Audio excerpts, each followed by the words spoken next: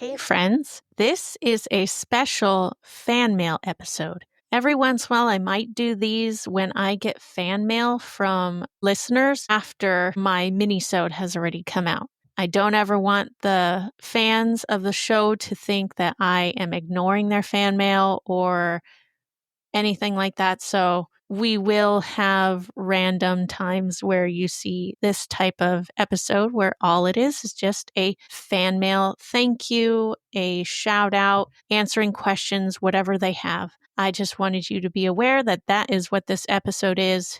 Enjoy. This is going to be really short but sweet for those who have recently given me their feedback. Thank you to the Valiant Forge. I appreciate the wonderful comments you've given me and the feedback on how the episodes with Benjamin Crawshaw and Dustin Largusa have encouraged you. I'm so glad to hear it. Those were very exciting episodes for me to record, and they really impacted me as well. And I have a fan mail on my Buzzsprout.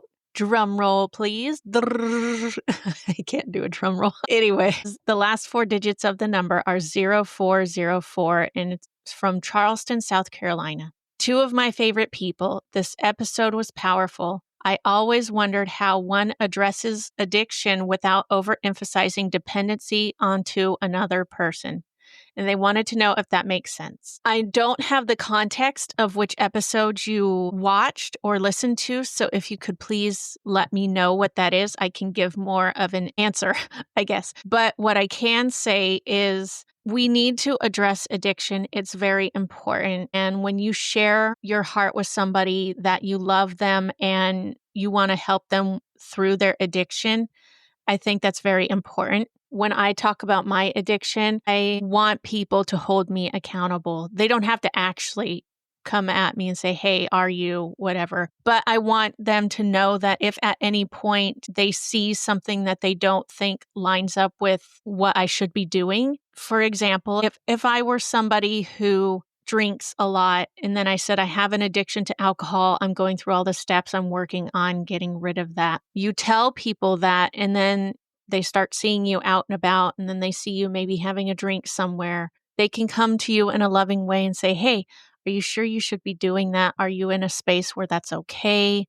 They understand your situation. So I think we need to address addiction because that's how people get set free, is when they admit that they have the problem and then they release it out into the world or their little source. You know, they're telling people that they trust, or they're sharing it with everybody, like what I do with my story.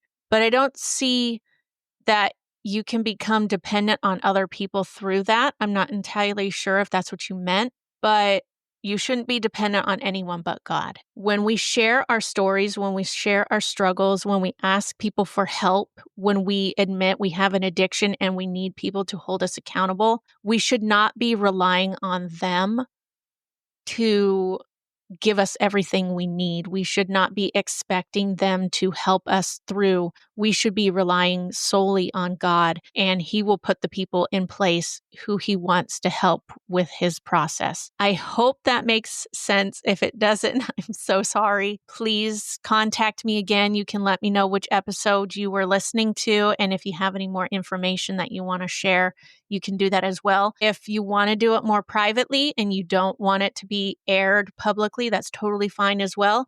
You can contact me at Anna Murby at honestchristianconversations.com. Thank you for your fan mails. Keep bringing them in and you'll get shout outs on the podcast.